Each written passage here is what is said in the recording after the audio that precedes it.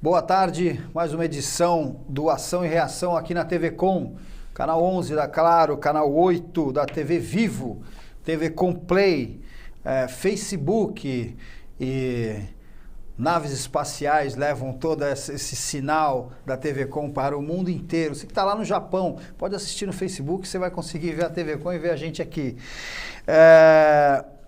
Hoje tem uma reprise às 11 horas, né? Eu vou aqui fazer uma referência ao nosso amigo Eduardo Filetti, que ele fala boa tarde, boa noite, bom dia, porque às 11 horas da noite tem uma reprise e às 1 hora da manhã tem uma outra reprise. O Cachorrão esteve comigo aqui a semana passada, Eduardo Filetti.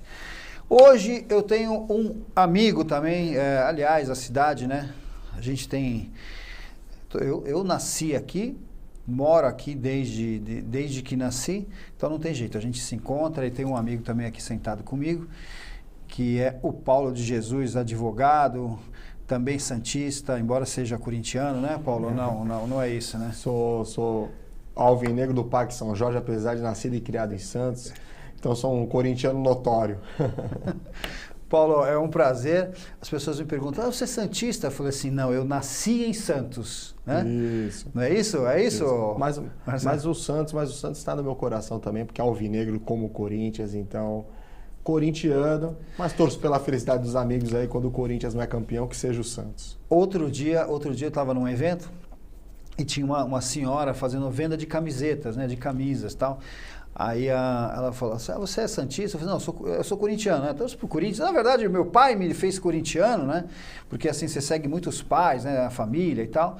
Então, mas eu, sinceramente, não sou muito do futebol. E aí ela falou assim, que pena, uma camisa pro seu tamanho eu só tenho do Santos, né? Aí eu vi lá a marca, era uma camisa 10 do Pelé, tinha a marca lá do Pelé. E eu falei assim, não, mas essa eu saio com ela na rua. Porque a gente tem realmente um amor pelo clube que é da cidade, né? Paulo, muita coisa para falar hoje, mas eu já vou começar com uma pergunta aqui para a gente já tirar essa dúvida do web espectador. Boa tarde, aqui é o Silvio, né, que é daqui da cidade de Santos. Boa tarde, parabéns por todos os programas e a todos os excelentes colaboradores. Por favor, queria perguntar ao advogado Paulo de Jesus. O Silvio mandou uma pergunta antes de começar o programa, viu? Em relação à empresa Poupa Farma, né, que todo mundo sabe, aí a cidade sabe que fecharam todas as lojas. Se é possível o colaborador entrar com ação cobrando alguma diferença que não veio na rescisão, né? E se ele recebeu o valor da rescisão, pode entrar em ação com uma ação trabalhista, mesmo ela estando fechada, né? Paulo? Olá, Marcelo. Olá, telespectadores aqui do Ação e Reação, toda a equipe aqui de produção. É sempre um prazer e uma honra estar aqui discutindo com vocês a notícia do dia. Um programa tão pujante, um programa tão eletrizante que já temos perguntas mesmo antes de entrar no ar, né? Então, é uma pergunta bastante interessante, bastante inteligente. É possível o colaborador ingressar com a ação, não é? Apesar da empresa, isso precisaria ser verificado com o advogado de confiança do Silvio. Vai um abraço para o Silvio.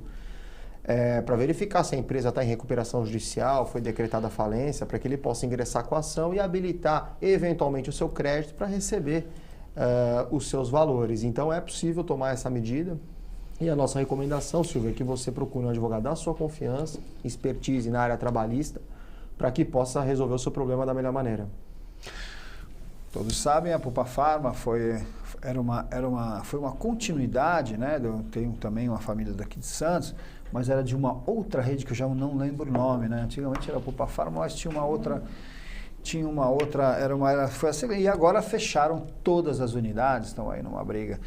Mas como o Paulo falou, na verdade vai ter que entrar na fila, é isso não? Porque se teve realmente uma falência, deve ter algumas pessoas na sua frente, né? Ou não, né? Pô? Depende, ele vai ser verificado ali uma apuração de haveres, apesar de não ser a minha área de especialização, e ele vai, uma vez tendo o crédito, tendo a sentença trabalhista, ele vai poder habilitar o crédito dele para receber. Aí existe uma fila, que a legislação prevê, para que ele possa ali receber a quantia dele, havendo patrimônio a responder. Isso precisa ser dito também. Ou seja, pode ficar Pode não ter patrimônio para arcar com todos os devedores, né? Então, isso também é uma realidade que pode acontecer. Há a possibilidade também da despersonificação da pessoa jurídica, ou seja, ir na figura dos sócios. Aí, com certeza, é possível amealhar aí algum patrimônio, eventualmente, que um dos sócios tenha. Então, todas essas respostas legais, elas precisam ser vistas com o advogado de confiança do Silvio e de quem entender devido para tomar as medidas cabíveis. Bom, estou aqui com uma pauta aqui que é até engraçada, né? Quando a gente fala de criminosos, tem vídeo disso, é isso? É praticamente um desenho do Savamu, é isso não? Savamu, olha lá. Criminosos invadem concessionária de motos com voadoras e fogem com veículos em São Paulo. Ah, em Cubatão. Nossa, é ali na 9 de Abril. Agora que eu vi a avenida. É na voadora mesmo, é isso? Uma concessionária da Honda em Cubatão foi furtada por ao menos 7 homens. O G1 teve acesso às imagens registradas por uma câmera de monitoramento nessa segunda-feira que mostram toda a ação dos bandidos. Cara, onde a gente vai parar? Essas motos não tem chave. Bom, chave é o de menos também, né, meu? Chave é o de menos. O cara tira uma, ele só mudou o foco, né? Isso é bom, hein? Porque ele pega num estacionamento, ele pega uma moto só, mas ele vai logo na concessionária e tira a moto zero de lá. É isso, não? Olha lá, tá ligada, já tá no... É isso aí mesmo. É isso aí mesmo. A gente sabe que esses veículos têm seguro, estão dentro da loja. Mas pelas imagens é possível ver o corpo chegar e observar o entorno da loja, enquanto o portão de alumínio que fica... Um saiu a pé, foi isso? Essa é a situação que nos encontramos, né? Essa câmera era de onde? Era de segurança da própria concessionária, será? Olha, voadora mesmo, quebrou a porta, não abriu, tá mal de voadora. Agora quebrou. Aí chegou o Savamu e quebrou tudo. Então, Paulo, isso é geral, né? Isso é geral.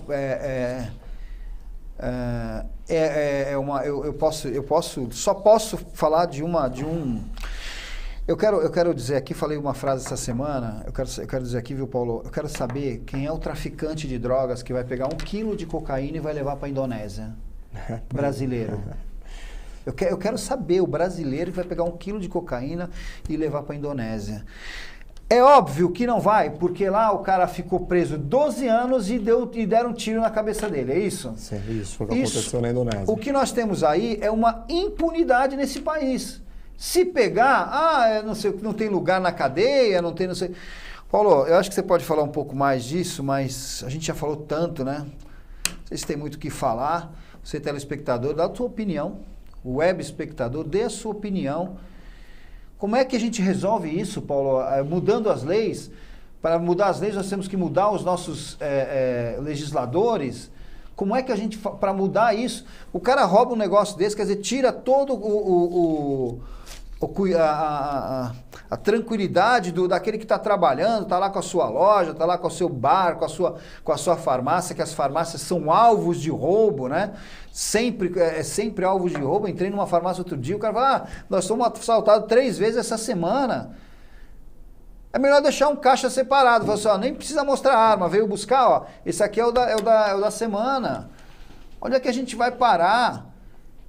A polícia, sem efetivo, sem equipamento. Falei com um policial outro dia, falta mais de 70 mil homens, a polícia militar, a polícia civil também não tem a mínima condição de investigar quase nada. Por quê? Porque não tem efetivo, não tem... o governador, eu não quero fazer críticas ao governador aqui não, mas entregou umas viaturas agora, umas viaturas, só mudou o veículo e mudou os adesivos fora, porque, óbvio, tem uma marca do Dória lá, do antigo governador, que colocou aqueles quadradinhos na Polícia Militar. Cadê a blindagem desses veículos? Cadê os homens para colocar dentro desses veículos? Eu não entendo isso, Paulo. Quer dizer, a polícia, uma defasagem, os caras não conseguem trabalhar. Eu vejo a polícia militar com aquele...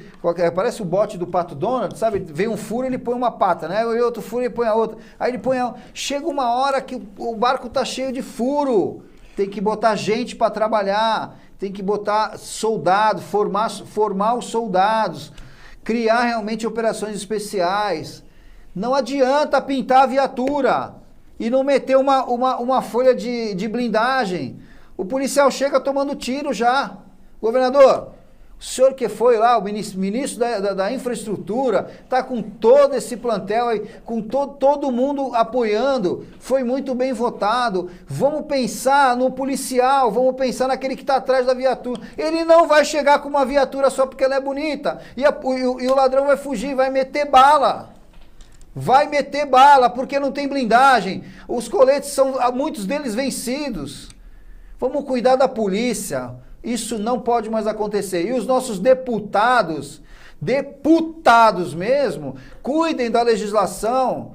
Esses caras não podem ficar na rua, tem que fazer mais cadeia, que faça mais cadeia. Mas não dá para ficar na rua. Paulo. Marcelo, você praticamente esgotou com relação a dois aspectos que eu considero bastante importantes nesse problema, que é o aspecto ostensivo da polícia ter armamento, ter condição, ter estrutura, ter preparo para combater o crime. Isso é indispensável. Em qualquer lugar do mundo em que se enfrentou a problemática da segurança pública com seriedade, teve investimento nessa questão da polícia ostensiva, de uma polícia com força para poder enfrentar a criminalidade, e você muito bem expôs na sua fala.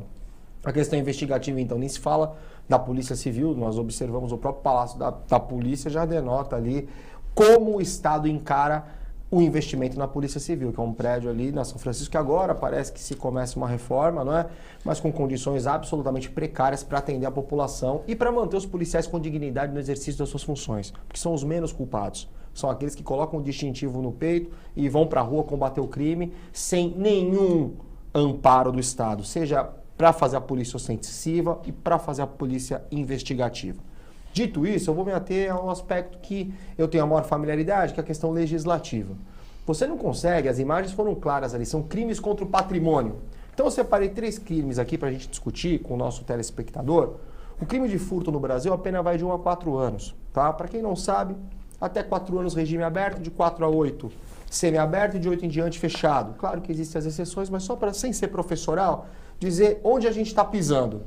Você pega o roubo, ou seja, você pegar uma arma de fogo e pôr na cabeça do cidadão, pena de 4 a 10 anos. 4 a 10 anos. Qual a possibilidade de um aumento de pena de 1/3 para lá e 1/3 para cá? Mas muito desproporcional à lesão causada à sociedade. Quando você pega crimes como furto e roubo, em que o bandido, muitas das vezes, sai mais rápido da delegacia do que o policial que o conduziu, nós vamos dar origem às imagens que nós vimos ali, o encorajamento do bandido. O sujeito entra em Nova York no táxi, tem uma placa lá. Se você roubar o taxista, pena 20 anos, mas é 20 anos mesmo. O sujeito vai ficar encarcerado 20 anos. Então o bandido, como você disse na sua primeira fala da Indonésia, ele vai pensar 2, 3, 4, 5 vezes antes de agir, porque ele sabe que é a resposta estatal, que é a consequência. Costumo dizer com muita frequência, eu estudava lá se vão 20 anos de formado, e a legislação era exatamente a mesma no tocante a esses crimes. E para piorar, Marcelo, que eu considero a cereja no bolo, é a receptação. Porque todos nós vamos poder acompanhar que essas motos vão para alguém, não é para o uso pessoal do bandido. Vão ser vendidas. E quem compra essas motos? E a receptação? Vamos ver a resposta que a legislação dá para esse crime? Pena, Marcelo, pasme, de 1 a 4 anos. Receptação, que é o mais grave dos crimes. Porque o furto e o roubo eles só existem porque tem quem compre essas motos. Tem quem compre o celular roubado da dona de casa na rua agora, nesse exato momento. A carteira, o sapato, as pessoas estão sendo roubadas a roupa no meio da rua, porque não tem segurança. Então, enquanto nós não mexermos, acionarmos esses 3 botões com relação ao furto, roubo e principalmente a receptação para inibir, não é de 1 a 4 não. Quem compra produto sabedor que é originário de crime, pena mínima de 10 a 20 anos.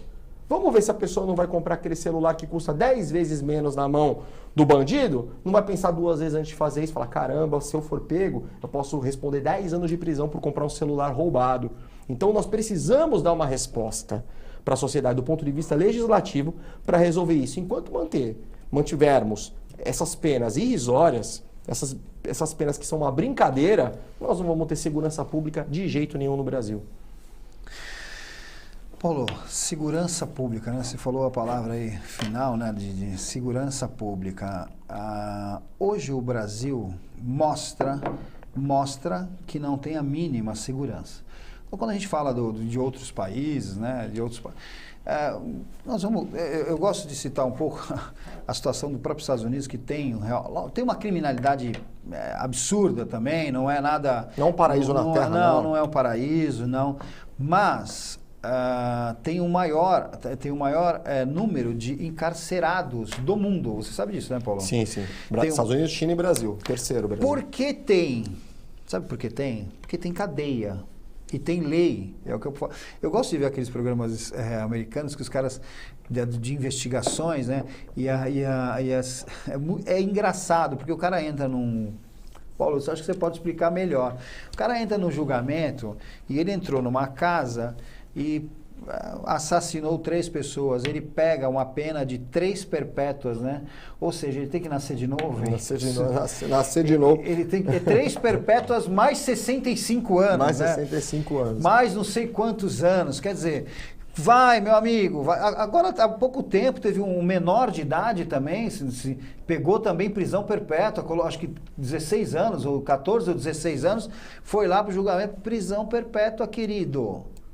Matou, prisão perpétua, vai ficar guardado. E fica realmente. Tem uns que é assim, é uma pena de 60... É uma perpétua, não, 2 perpétuas, mas você pode entrar com recurso daqui a 25 anos. Então... aí as pessoas falam, não, mas no Brasil é um país cristão, não pode ter pena de morte, mas nem eu sou a favor da pena de morte. Eu sou a favor dessa pessoa ficar presa, porque ela não pode ser. Mas vocês têm que ressocializar. Eu concordo, mas uns 40 anos de cadeia, 50 anos de cadeia, ressocializa, desde que estejam dentro de um sistema penitenciário eficiente, com trabalho. Não. O sistema penitenciário no Brasil, desculpa Paulo falar, o telespectador, mas é a escola do crime. Se o cara sai lá, se ele entra no ensino fundamental do crime dentro de uma penitenciária, com 10, 15 anos, ele sai pós-graduado. Não ressocializa ninguém, porque é realmente um depósito de pessoas e aquelas se misturam. Então, nós nunca vamos ter segurança na rua enquanto também nós não tivermos um sistema que ressocializa essas pessoas, Paulo. Não, sem dúvida, Marcelo. O que você está falando tem muito acerto, porque nós já temos provas no Brasil, não precisamos falar de fora não, de soluções que deram resultado. Por exemplo, não sei se você sabe, o nosso telespectador, o crime com a pena mais grave no ordenamento jurídico brasileiro não é o homicídio qualificado, não é o estupro, ou não é o racismo, que são os 3 que eu considero mais vis e abjetos do nosso Código Penal. É um crime chamado extorsão mediante sequestro com resultado morte. Você vai lembrar bem que nos anos 90, o nosso telespectador vai lembrar, muitos grandes empresários foram vítimas de sequestro, inclusive associações criminosas que vinham de fora. O que o legislador fez? Colocou uma pena dura. A pena mínima na extorsão mediante sequestro com resultado morte é de 24 a 30 anos. Só para o nosso telespectador entender, o homicídio qualificado, a pena mínima é de 6 e vai a 20. No homicídio simples, perdão, no qualificado de 12 a 30. Na extorsão mediante sequestro, de 24 a 30 anos. O que aconteceu nos índices nas últimas décadas? Caiu vertiginosamente, você nem ouve mais falar em extorsão mediante sequestro com resultado morte. Ou seja, dando uma resposta dura, fazendo um link com a Indonésia que você trouxe, mas de um outro país, trazendo para a nossa situação doméstica aqui. Nós já fizemos isso, Marcelo, nós já empregamos remédio amargo em condutas duras e tivemos resultado, só que falta vontade política. Quando o legislador se satisfaz com uma pena de furto de 1 a 4, roubo 4 a 10 e a receptação que a gente acabou de ver agora de 1 a 4 anos, é um ambiente propício para a criminalidade deitar e rolar, né?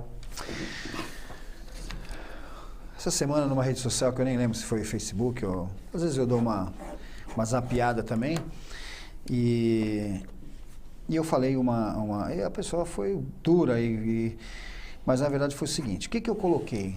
O gestor, o legislador, ele não sente isso, Paulo. Ele não sente porque o carro dele é blindado, ele tem segurança armada, embora ele seja contra o uso de arma, viu? Ele vai lá e vota contra o armamento, mas os seguranças dele têm armamento. Então, enquanto esses legisladores não sentirem na pele, eles não vão mudar nada. Você tem que sentir realmente na pele para você mudar o hospital, para você... não, mandei uma emenda. Não, mandou uma emenda, mas não controlou. Aquilo ficou R$1 só para comprar uma bala pro paciente. O resto voou, o dinheiro voou. Então, enquanto esse legislador, enquanto o gestor não tiver uso daquele, não vai sentir nada. Agora, já que não dá para fazer ele usar um hospital público, vamos responsabilizar ele pelas mortes, né?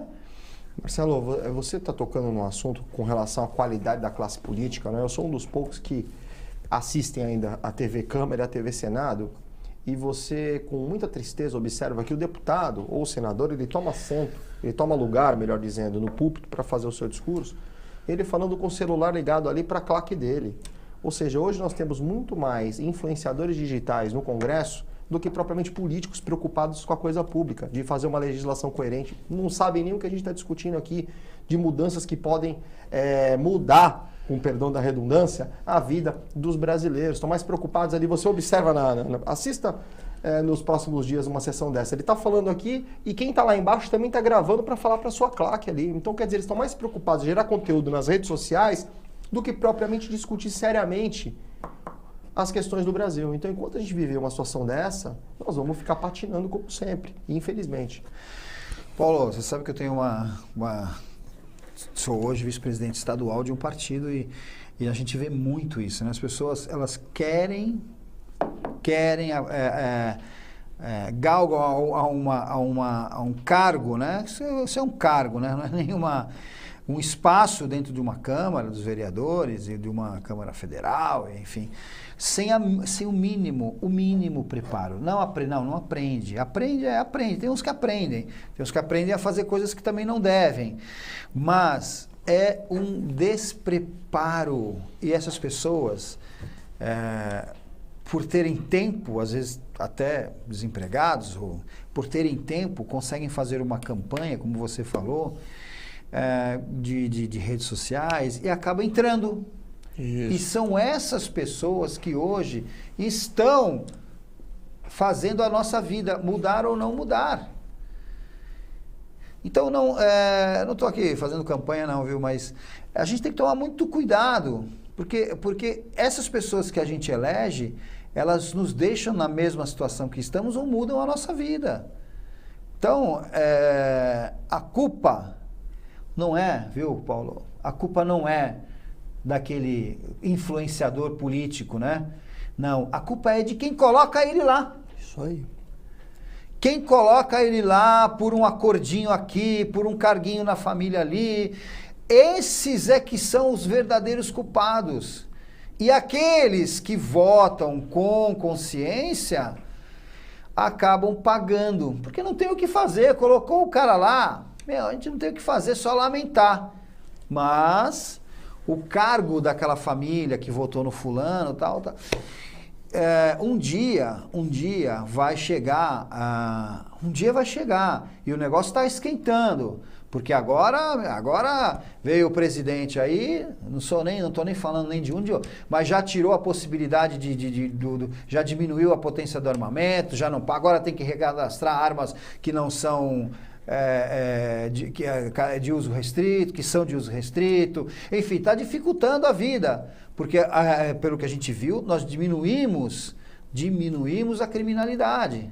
É óbvio, o cidadão armado, ele tem espaço para Eu digo o seguinte, viu, Paulo? O cidadão armado, falei até com o policial essa semana, ele ajuda a polícia. Ajuda a polícia. Porque não tem... Vamos voltar nessa defasagem de policiais que tem aí no Brasil, em todos os estados, São Paulo também. Espero que o governador tome realmente uma situação, uma posição, porque tá muito ruim. Tá muito ruim. Eu tenho um assunto, eu vou falar semana que vem aqui, não vou falar hoje não. Mas está muito difícil viver num país onde você não pode fazer nada. Ah, não, você não pode sacar um dinheiro, você não pode sair com o celular, você tem que tomar cuidado porque o celular... Nós estamos no Brasil. Embora somos um país de terceiro mundo, nós estamos um país, uma das potências do mundo, uma das potências do agronegócio no mundo. Nós alimentamos vários outros países. Não é possível. Paulo, eu digo uma coisa. Se a população soubesse ou tivesse a possibilidade de ir a um país minúsculo, de primeiro mundo, ela tiraria esses políticos na porrada de onde eles estão. Elas esperariam eles na porta da Câmara dos Vereadores e tirariam na porrada. Porque eles tinham que estar trabalhando pra gente. Não, eles não estão fazendo nada. Tudo o que você falou, o vereador gravando, ganhando voto de você, viu, trouxa? É isso aí, ganhando voto de você. Trouxa, desculpa, mas porque a sua comunidade, o seu empreguinho está resolvido, né? Mas a sua comunidade está lá passando por essa situação e a cidade inteira e todas as... Eu não estou falando de Santos, não. Santos também, mas eu estou falando de outras cidades. É você, viu, seu trouxa? Vamos lá. O Alcides Catarina, boa tarde a todos, ótima pauta, parabéns, Marcelo. Alcides, sempre bom ter você aqui, acompanha diariamente, né, o Ação e Reação. E aí ele mandou uma outra mensagem. Caramba, quanta informação, dois feras na bancada. Hoje o programa tá saindo sangue, né, Paulo? Hoje não tem como falar de assuntos como esse, não é? E não ter uma justa indignação. Você realmente vê, você mencionou países, você estava falando, eu estava pensando aqui, refletindo sobre isso, países minúsculos com recursos naturais escassos e conseguem ser potências na educação, na saúde, na segurança pública, e nós temos tudo aqui, nós temos água potável, temos toda a estrutura, todos nós aqui já ouvimos essa história 1000 vezes, não é? Mas o fato é que nós precisamos ouvir, muitas vezes, o óbvio para entender. Nós precisamos muitas vezes dizer clichês para se ver entendido, porque parece que o óbvio no Brasil não é tão óbvio assim. E o que você está falando é a maior realidade, ou seja, nós temos condição de ter uma vida muito melhor em Santos, no Brasil inteiro. Só que, infelizmente, por questões políticas, esse ponto que você trouxe com relação ao Estatuto do Desarmamento, eu fico bastante à vontade para dizer, porque eu jamais terei uma arma de fogo por uma questão pessoal, né?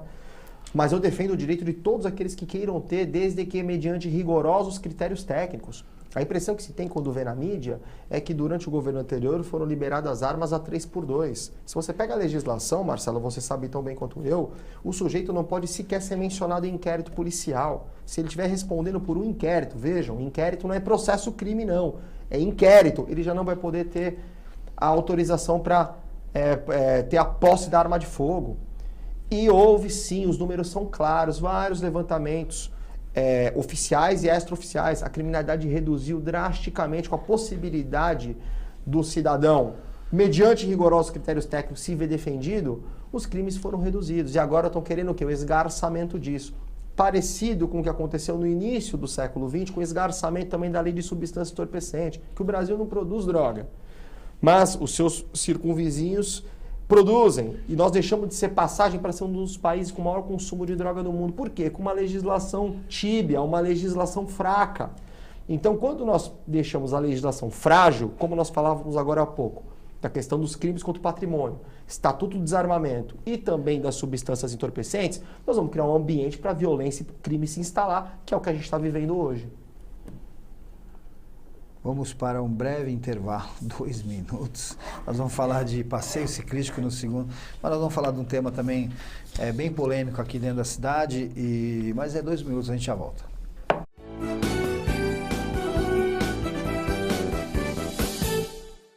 A Clínica Multiimagem é especializada em exames de radiologia e diagnóstico por imagem, investindo continuamente em tecnologia e trazendo constantes inovações para proporcionar à comunidade médica e seus pacientes diagnósticos ainda mais precisos. Sua nova e moderna estrutura, aliada à tecnologia de ponta, juntamente com o corpo clínico especializado, tornam a clínica Multimagem um dos centros de diagnósticos por imagem mais avançado do estado de São Paulo. Entre em contato pelo telefone 3202-1250. Pensando na facilidade e maior conforto para você, o aplicativo da TV Com oferece nossa programação ao vivo 24 horas e interação com nossas redes sociais. O app TV Com Play já está disponível no Play Store para sistema Android e no App Store para sistema iOS. TV Com, interagindo com você. Saúde é o nosso maior patrimônio.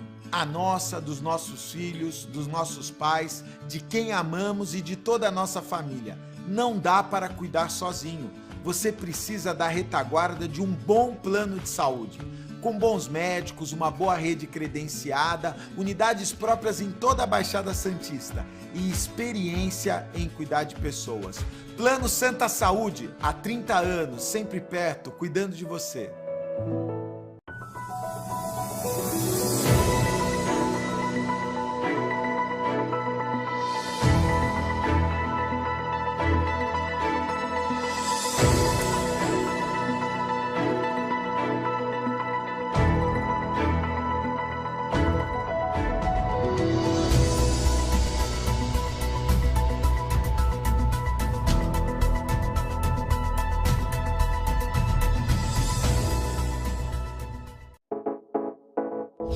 A Ativa Saúde é uma corretora conceito em administração de benefícios. Tem a missão de trazer as melhores soluções nos segmentos de saúde, seguros e benefícios em produtos individuais, familiares e empresas, prestando o melhor atendimento com transparência, respeito, dedicação e humanização.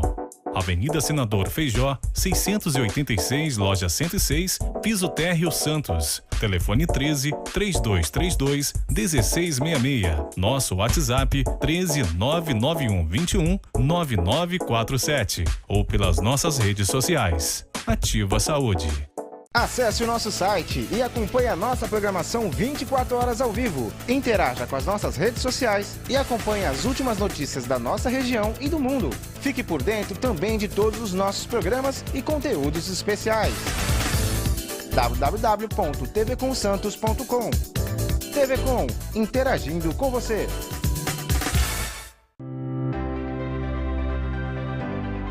A Center Limpe Santos. Há mais de 38 anos especializada em soluções de higiene e limpeza profissional. Estamos em todo o litoral paulista, trabalhando com os melhores produtos e marcas do mercado mundial, levando inovação e economia para nossos clientes. Avenida Conselheiro Nébias, 346, Santos. Olá pessoal, eu sou o Marcelo Camargo e eu estou muito feliz de trazer o Café com Selinho. O que é o Café com Selinho? Um bate-papo descontraído, com muita alegria, com muita gente bacana. E no final, o convidado ganha o selinho da Hebe. Que eu criei para perpetuar o selinho mais famoso do Brasil. Você assiste o nosso programa às segundas-feiras, porque segunda-feira é dia de selinho da Hebe.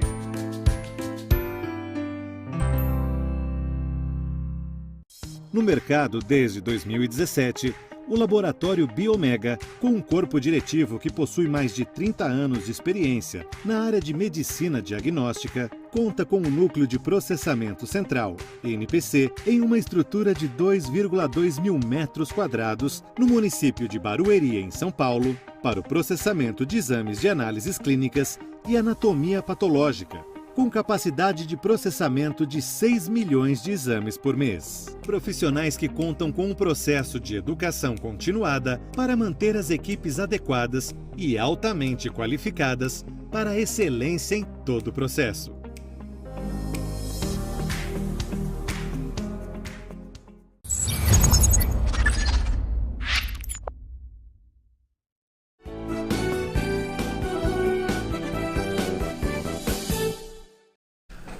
Voltando, aqui é o segundo bloco do Ação e Reação. Aqui eu vou ler umas mensagens, né? Porque a gente vai entrar em 2 temas.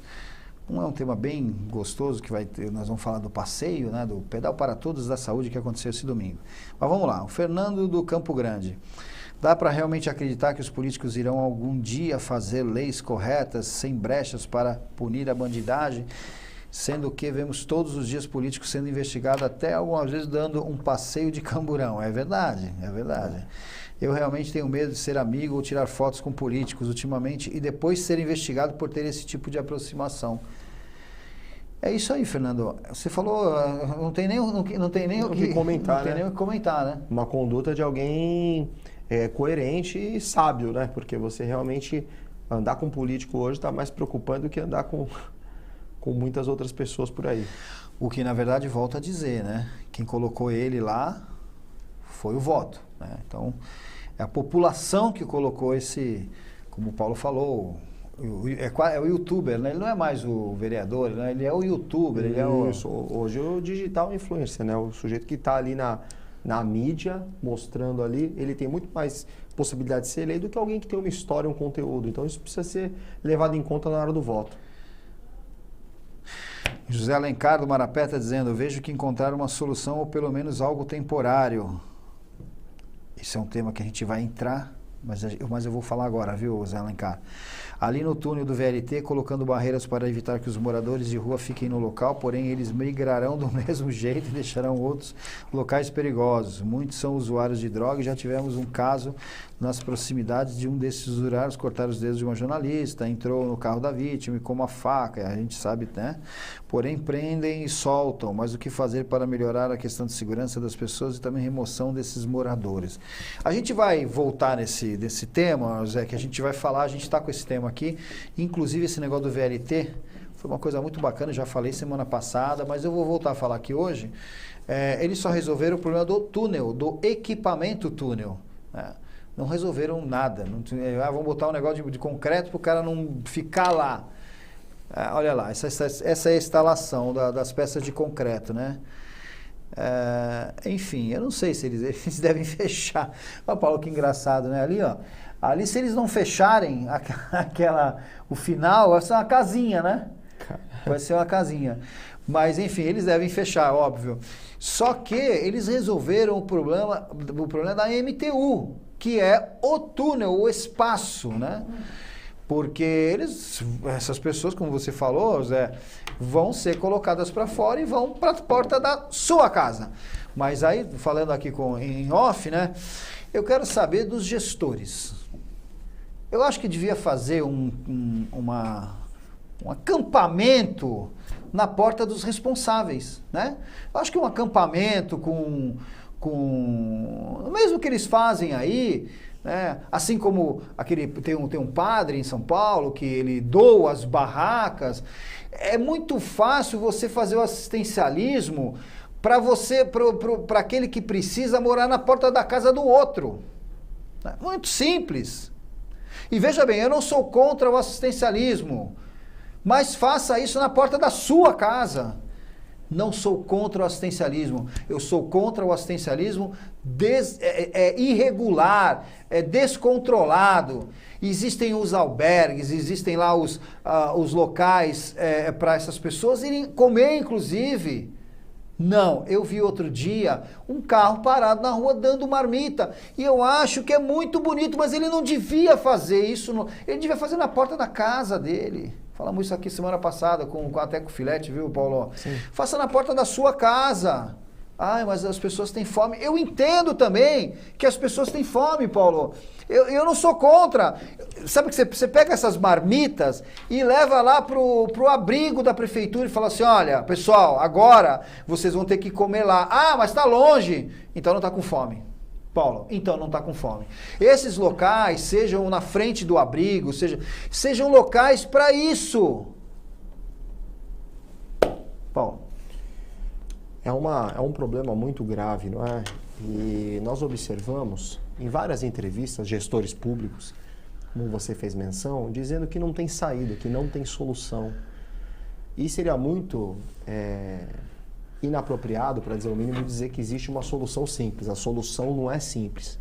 ela é uma solução multidisciplinar. Ela passa primeiramente por uma questão de saúde pública, falando exatamente dos moradores de rua que são dependentes químicos, tá, Marcelo?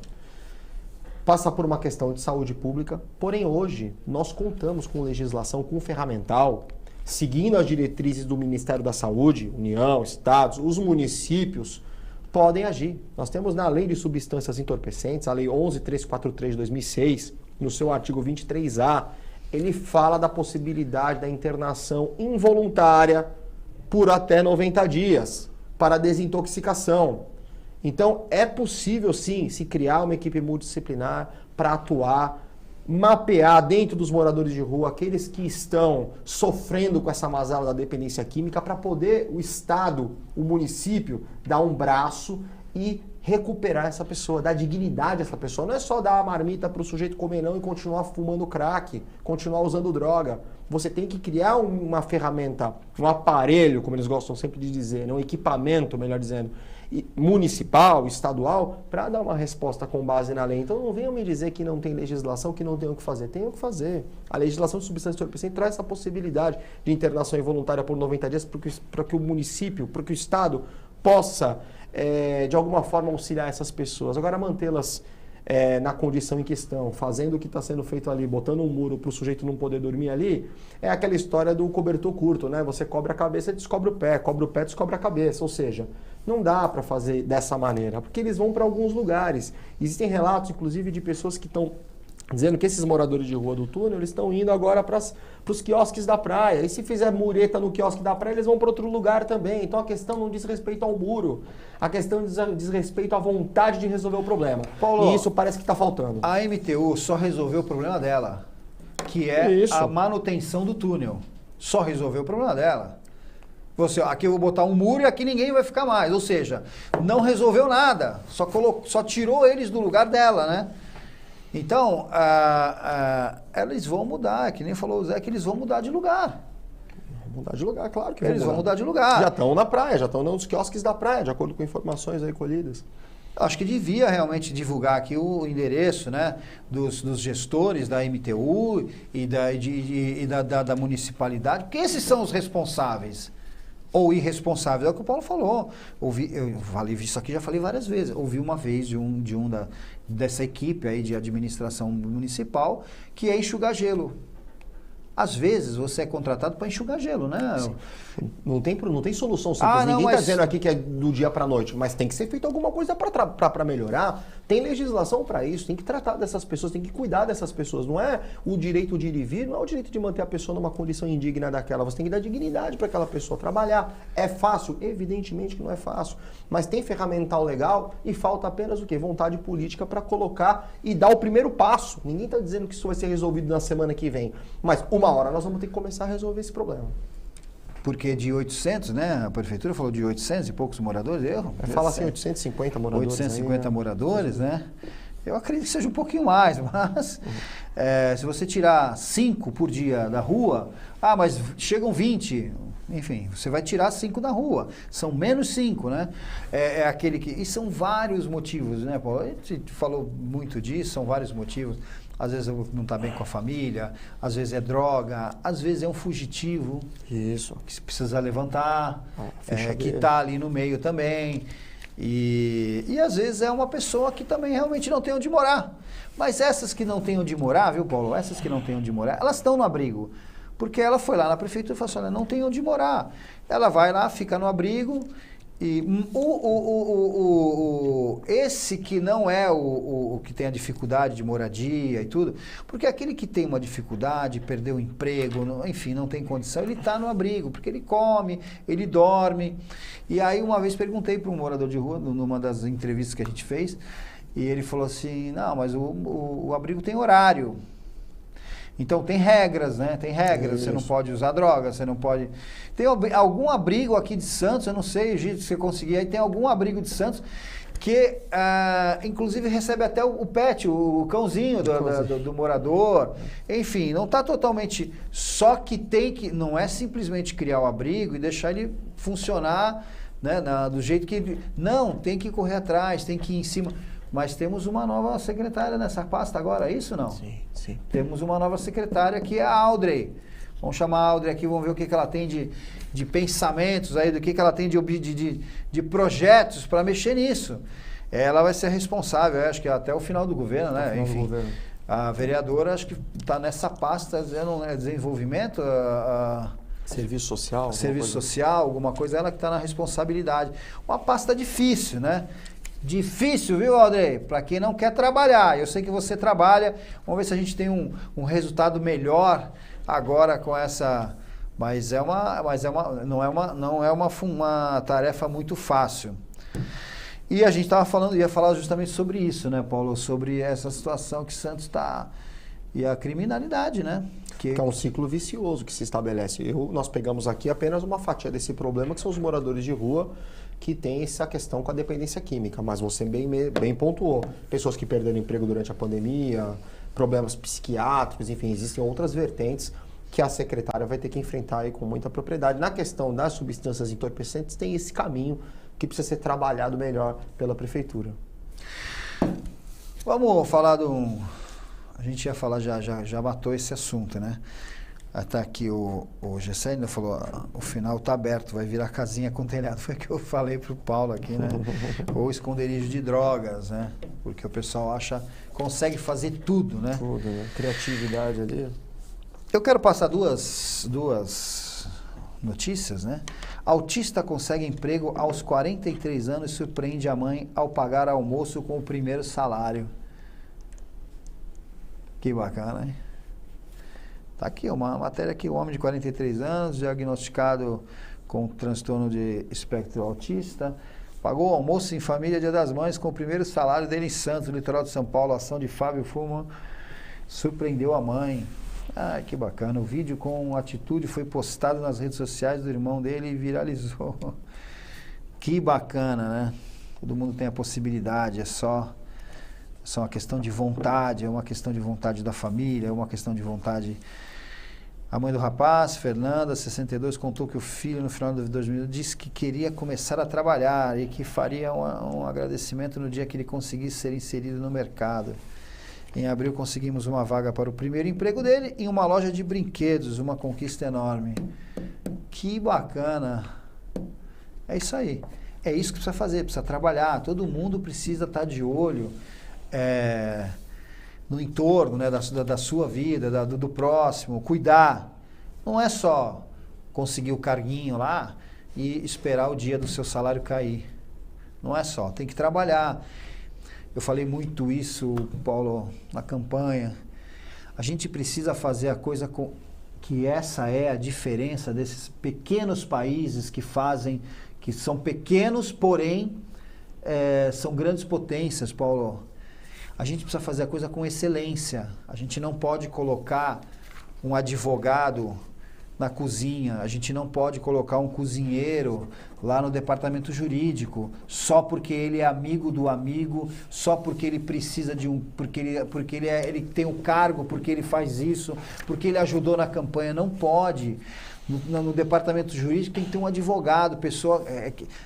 Secretaria de Saúde, um sujeito que não sabe a diferença de esparadrapo para algodão, né? O cara não sabe nem o que é saúde pública. E que, na verdade, Paulo, nem precisa ser um médico, mas precisa ter uma formação, né, de gestão médica ou hospitalar, ou precisa conhecer e não simplesmente, é amigo do amigo. Não, como nós tivemos. E eu também não estou fazendo uma acusação pessoal à pessoa, nem vou falar o nome, mas nós tivemos um advogado, um administrador, que foi secretário de saúde. Enfim, a gente precisa tomar muito cuidado. E aí falei muito da excelência. A excelência é isso, é para enxugar, não é enxugar, eu não uso esse termo, mas se tem um trabalho diário a fazer e ele, na verdade, ele cria problema, você resolve um e aparece 3, 4, é isso que você tem que fazer. Só que precisa colocar pessoas, não criar cargos, colocar pessoas que resolvam isso e vão até o final do problema. Claro, sem dúvida. Não é isso? É importante, você tem que ter um projeto, né? Você tem que ter perspectiva de resolução, você tem que criar um cronograma para a resolução dos problemas, dá simplesmente para você dizer que está enxugando o gelo, que é um problema insolúvel, porque se você está ocupando um cargo público, você está ali para resolver o problema das pessoas, não dá para ter uma resposta evasiva dessa. Aí você assume um cargo, Paulo, você assume um cargo, aí eu vou falar do outro lado. Aí você assume um cargo e você é uma pessoa totalmente técnica. Aí você pega lá uma secretaria e você, não, nós vamos fazer um trabalho nós vamos rastrear, nós vamos colocar o pessoal na rua e tal. Aí não, tem 15 funcionários. Aquela área tem 15 funcionários, nós vamos botar, com todas as ideias do mundo, né? Vocês vão botar colete, vamos levar o pessoal para a rua, vamos fazer uma triagem, vamos levantar o problema de cada um. Olha, dos 15 funcionários, 5 estão no INSS, 8 não vêm aqui, não trabalham, só vêm assinar o ponto, e você tem 3 aí, sobrando, que você pode fazer. É óbvio, não tem como resolver problema desse jeito. Né? Então, e nós pagando a conta. Eu faço uma... Também já falei isso algumas vezes aqui. Vereador... que é a história do influencer, né? Ele vai lá e fala assim, eu tapei o buraco aqui, eu pedi, viu? Eu fiz um requerimento e a Secretaria de Obras foi lá e tapou o buraco. Não existe mais nada mais caro do que aquilo que o governo te dá de graça. Isso é uma frase... Vereador, sabe o que você tem que fazer? Você tem que pegar o contrato da empresa que quebrou aquilo e falar, olha, eu fui lá na empresa... Eu abri lá um requerimento e quero saber se o concreto ou se o asfalto está de acordo, porque colocou 6 meses, levantou, o carro levantou, não. Pega o contrato, vereador, pega o contrato e vai lá ver. Não adianta, requerimento. Pega e vai lá ver o que foi acertado. Agora estão aí contra a Sabesp. Contra, entre aspas, né? Ninguém vai falar contra a Sabesp, porque está tudo junto e misturado. Não! Pega o contrato que foi feito da prefeitura com a Sabesp. Não, tem. Mas é uma terceirizada. Vai lá buscar a terceirizada, qual o serviço que eles contrataram. O asfalto que tinha 12 centímetros, jogou lá meia dúzia de pedra e não resolveu. Vereadores, estejam mais do nosso lado, estejam mais do lado da população do que do governo. E eu não estou dizendo que o governo está contra a população, mas faz às vezes as coisas meio de qualquer jeito, para não falar outra coisa. Mas você que está lá, o vereador que está lá, para cobrar isso do executivo, que o executivo não seja o culpado. Eu não estou dizendo que é. Não, é a Sabesp que não contratou uma empresa como deveria contratar. Vá procurar a fundo e pare de fazer videozinho. Vá procurar o contrato disso, quanto pagou e qual é a garantia. Mas às vezes nem pagou, né? Pode falar, Paulo. Não tem pouco o que se falar diante disso, né? Porque a função do vereador não é ficar fazendo requerimento para tapar buraco, né? Muitas vezes você observa na campanha eleitoral, é um programa que às vezes passa a ser até um pouco cômico, né? É um programa que, com propostas de candidatos a vereadores que não têm competência para fazer aquilo que estão prometendo, né? Desde a redução da maioridade penal sendo vereador, a questões absurdas que você vê na campanha eleitoral. Mas não é função princípio essa de tapar buraco, nem fazer requerimento, muito menos ficar fazendo livezinha e mostrando nas redes sociais. É a de fiscalizar o Poder Executivo. Fiscalizando o Poder Executivo dos atos que ele deve tomar. Então, essa deveria ser a preocupação, e as lives e os vídeos gravados deveriam ter esse enfoque. Mas o que parece, não estou falando da cidade de Santos, não, estou falando da vereança em geral, não é? Nós observamos que falta conhecimento do exercício daquela atividade, né? Para que serve o vereador, não é? Que é justamente essa função de fiscalizar o Poder Executivo, não funcionar como base de apoio eterna para muitas situações que poderiam ser melhoradas na vida do cidadão. Costumo dizer sempre, né? Nós não moramos no Estado, muito menos na União, nós moramos no município. Então é aqui que as coisas acontecem. A gente precisa de uma atuação do prefeito, muito firme, e também dos vereadores contundentes e sabedores da sua função, o que muitas vezes parece que não conhecem. Muitas vezes parece mesmo. Muitas vezes não conhecem, porque não conhecem. Muitos não conhecem. Muitos, ou sei lá. Não estou dizendo só Santos não, viu? O Silvio está dizendo o seguinte, queria fazer um pedido ao grande apresentador. Obrigado pelo grande. Eu sou meio grandinho mesmo, viu, Silvio? E cobrar a CT mais rigor de ter sincronização dos semáforos em várias avenidas. Obrigado. Silvio, tá aqui a cobrança, né? Eu acho que não é nem uma cobrança, acho que é mais um alerta, né? Ele está falando das sincronizações, acho que é aquela história da onda verde, mas está aí um alô para a CET, às vezes eu não sei exatamente de qual, né? De qual local ele está falando, mas tá aí já a colocação para a CET para cuidar um pouco da sincronização e da zona. Não, sim, Santos, mas não falou de qual local. Porque às vezes, por exemplo, eu uso muito a Ana Costa, e a Ana Costa eu vejo que ela está sincronizada, essa onda verde ela existe, talvez onde ele passou, às vezes para esse semáforo. O Alexandre Gobi, do Boqueirão, está dizendo, boa tarde, já registramos problema na área da rodoviária, a resposta da prefeitura foi vazia e evasiva, não questionamos o recolhimento, mas a ausência da GCM. O caso da rodoviária foi exatamente o túnel, né? Sim. Por quê? Só que o problema da rodoviária é essa obra que está tendo no viaduto. Sim. E aquela galera que ficava ali embaixo, óbvio, vai procurar um abrigo. E não estou dizendo aqui que eu não quero que essas pessoas se abriguem. Eu quero que elas tenham realmente dignidade, se abriguem nos abrigos e tal, mas... Vamos lá. Marieta Silva, ela está falando de Mogi das Cruzes. Tem um caso em São Vicente, a prefeitura me notificou, pois a calçada estava quebrada. Pois tínhamos um pé de cuca na porta e a raiz estourou toda a calçada. Eu pedi a remoção da árvore e me disseram que eu teria que abrir uma OS, que teria um prazo de 15 dias para solucionar o problema da calçada. Questionei que plantou a árvore, não fui eu. A Marieta, ela já mandou essa mensagem, né, Marieta? Semana passada, aqui junto comigo. E é verdade,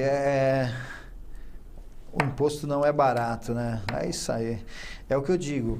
A indignação, Paulo, das pessoas são aquilo que a gente paga e não tem de contrapartida, né? Caro é tudo aquilo que a gente paga e não tem um retorno, né? Isso é caro. O resto é eu não poder pagar. Sérgio Almeida está dizendo, Marcelo, temos galerias pluviais que passam embaixo do solo asfáltico. Pelas fotos deu para ver que só tem areia, não teria que fazer um recorte na via, sustentá-la com camadas de pedras, cascalhos, terra. Olha lá as imagens. Sérgio, joga a terra aí, tapa esse buraco, faz de qualquer jeito, que isso aí... Eu tinha uma pessoa em Portugal, né, que... é para porcos, ele usava muito esse termo, é para porcos. Caiu um motoqueiro, só não aconteceu nada, só quebrou a perna, teve uma fratura exposta, mas não foi a perna do responsável, não foi a perna de quem fez a obra. Vagabundo. Se encerragem? Não. E o nosso passeio? Claudio Honor, cara, boa tarde a todos, cumprimento ao excelente apresentador Marcelo Coelho, cumprimento ao excelente convidado Paulo Jesus, Claudio Honor do Carmo. Um forte abraço, Claudio Honor. As políticas públicas na região metropolitana da Baixada Santista precisam de melhores proatividades em todos os segmentos temáticos. É isso aí. Para melhores entregas das coisas públicas a toda a municipalidade. Essa letra está pequena hoje. Da região metropolitana em geral. Nós não temos, Claudio Honor, você está certo? Infelizmente, nós não temos uma região metropolitana onde se falam os municípios. Nós não temos isso. Aqui é cada um por si e Deus por todos. Paulo, estamos encerrando, que a Gi está pedindo para encerrar. Não falamos nem do passeio, Gi? E a gente...